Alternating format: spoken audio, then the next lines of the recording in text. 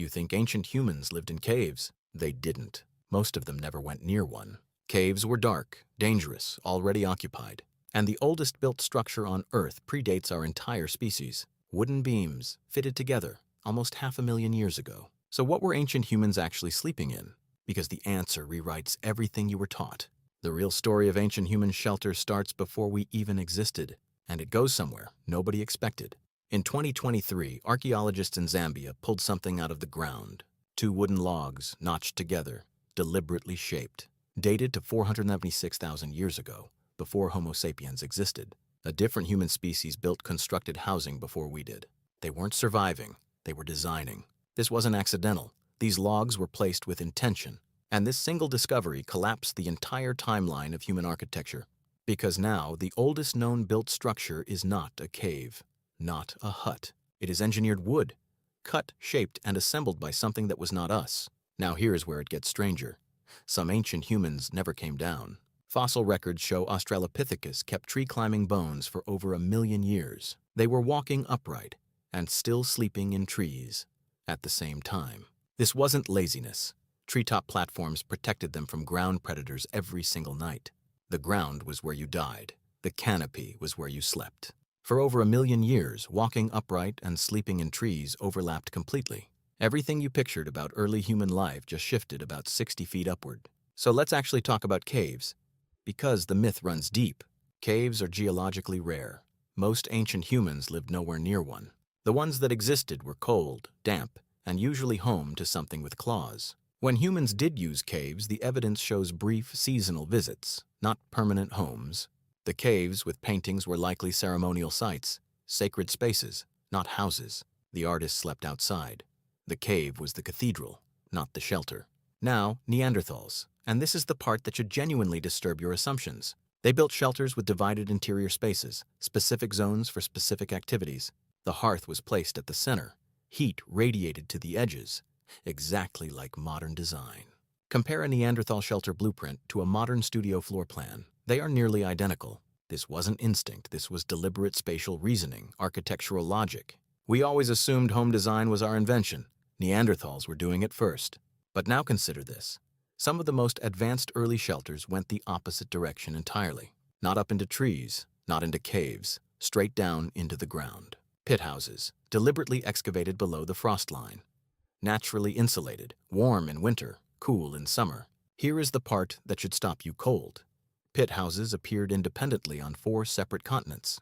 No trade routes, no shared language, no contact, 4 separate groups, same solution. This is convergent architecture. The same idea evolved separately because the physics of survival demanded it. Going underground solved heat loss, predator exposure, and storm damage in one move. They all figured it out alone. Below the frost line, temperatures stabilize. These were not primitive holes, they were passive climate systems. Ancient humans in these structures were warmer, safer, and more insulated than many modern camping shelters today. And this leads to the most unsettling idea in this entire video. In warm climates, you don't need shelter. Food is everywhere. The temperature won't kill you. In cold climates, you innovate or you die. There is no third option.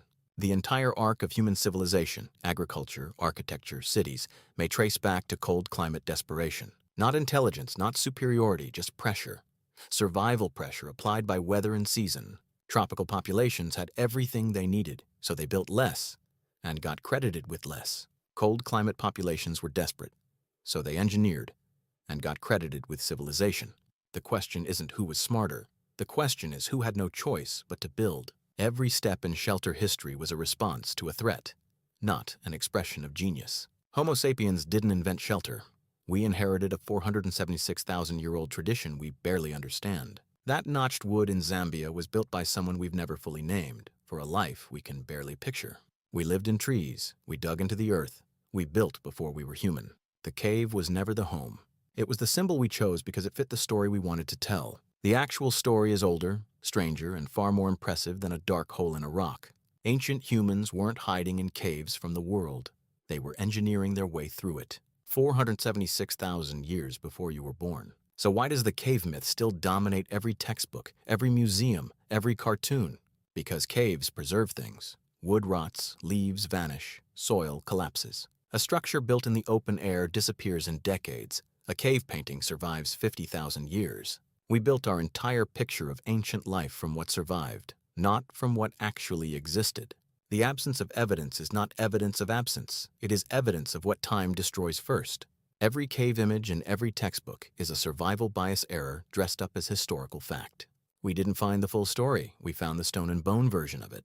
That is not the same thing. A perfectly engineered ancient shelter made of wood and hide would be completely invisible to archaeology today. Pit houses survive because they are dug into earth. That is the only reason we found them at all. The deeper and more solid the structure, the more likely it survived.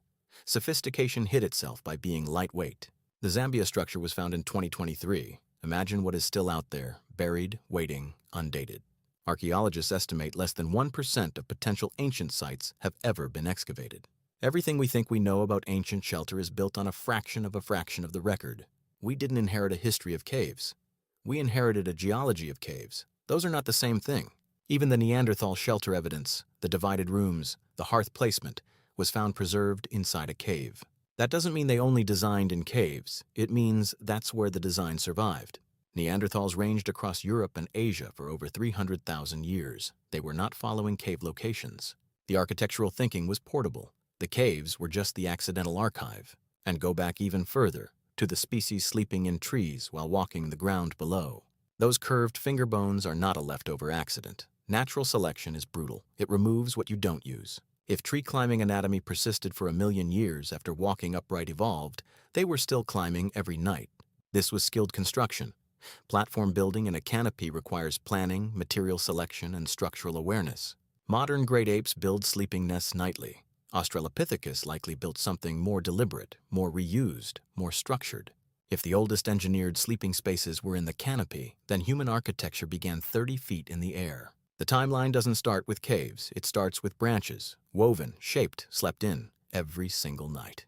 Coming down from the trees wasn't a liberation. It was a risk that required a new engineering solution immediately. Every species that gave up the canopy had to replace that safety layer with something built by hand. We frame shelter as an achievement. For ancient humans, it was a nightly biological requirement. In cold northern climates, an unprotected human dies of exposure in hours. Shelter wasn't optional. It was oxygen.